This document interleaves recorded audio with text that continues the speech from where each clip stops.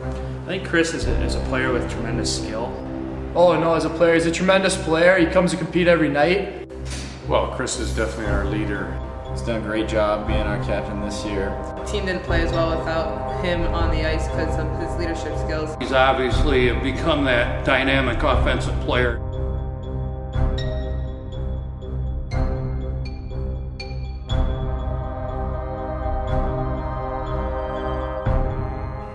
Well, as a player, he came in here as a second-round draft pick in 2005, and he came in as a highly touted offensive player, and as time has gone on, I mean, he's obviously become that dynamic offensive player. He's a two-time All-Star. Stepping in as a rookie, his rookie year, he led the league with shootout goals. We were able to count on him a lot for that. He had a coaching change early in the season, and Greg Steffen had to step down, and Coach Vellucci took back over the team. And the team was kind of going through some turmoil like that, and but Terry really stepped in there and tried to keep the guys together, and now we're fighting for third place. He can release the puck faster than anybody I've had here in the last 8 to 10 years. He is an exceptional goal scorer and plays both on the ends of the ice very well. He's got great hands, great vision. Like, his skills are unbelievable, and you know, for us to win, we need him to show up every night, and that's just what he does. He's really a kid that I don't think a lot of teams want to see him have the puck in the slot because he's so dangerous. He knows what it takes to be a captain and be a leader, and he's always the first one willing to do anything. He goes out there and just battles. He'll do whatever he wants. He'll go out there and fight and just do whatever he needs to do to get the job done and set an example for his teammates. You can just see, just from watching his mannerisms, watching what he does on and off the ice, you know, how hard he works. You know, he's always thinking about the team, thinking about the game. When we're on the road, you know, he's always making sure everybody's in for curfew at night, and you know, just worrying about everybody else first more than himself. And I think that's definitely something that's a quality of a leader.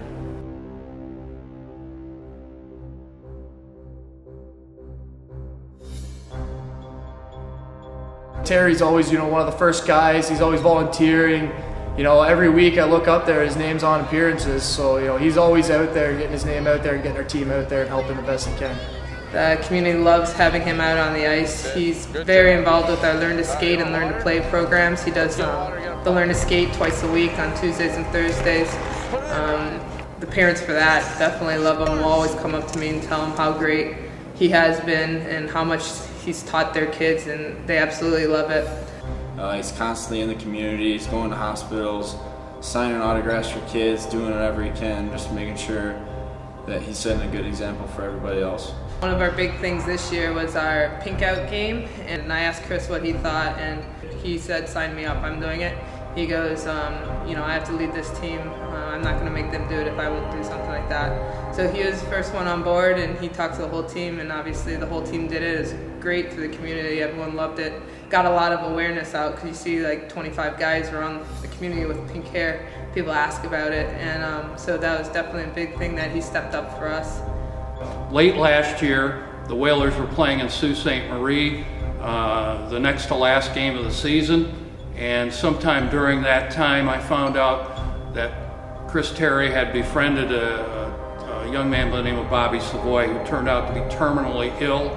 Chris took him under his wing and was an inspiration to Bobby, I know that. And quite honestly, Chris was an inspiration to me during that time, because Chris did a lot of things that not a lot of normal people wouldn't do, and took a lot of time out of his day to be with Bobby.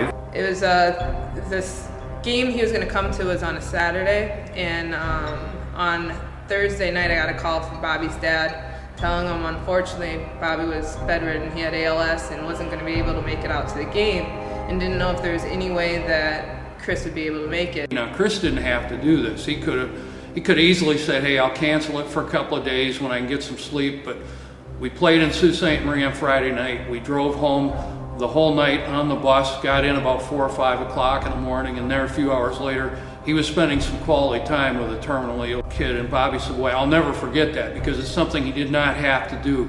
On the original main meeting, he had met Chris a couple times before. We'd taken him in the locker room, but since Chris had gone over to his house, he passed away. But Chris is still definitely involved with the family, talks to them all day, and I know he never forgets about Bobby. He takes the time before the game to tape up his stick and do a little feature with the Schoolcraft College Sports Network that shows Chris with his stick and written on the tape of his stick, "Do it for Bobby." And I know he tried extremely hard to score a goal for Bobby Savoy that night. He was not successful, but I got to tell you, when I relayed that story on air, I was in tears. It was the hardest thing for me to hold back the commitment that Chris had for this young man and his family.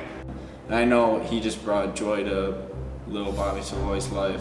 The thing that I got out of it was the way that Chris really didn't publicize it. He just did what he felt he had to do was right, and that was outstanding.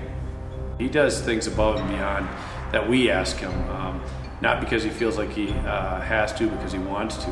We had our CJ's Brewing Company, it's the restaurant here in the rink, and it was the grand opening. All the players are up there mingling with the crowd and stuff. It lasted about 2 hours. And later on in the night, I'm like, where's Chris at? I couldn't figure out, and he's back in the banquet room with about 6 kids just all over him. It's funny. I mean, he's getting down to the level asking them, and all it is screaming, Chris Terry, Chris Terry. And in the end, he actually asked me for their address, and he wanted to mail him a few things just around Christmas time. And the next home game that we had, the dad of one of the kids comes up to me, and he's like, I just want to let you know, I'm really mad at Chris Terry because he ruined our Christmas. And I'm trying to think to myself, like, what'd he do? Well, in the end, the kids didn't care about any presents from Santa Claus because they got a present from Chris Terry, mailed out presents to their houses. So it's pretty cool. Definitely, going the extra step to help the families in the community. I think he's really going to be missed when he leaves Plymouth, not only as a player on the ice, but some of the impact he has among the community off the ice.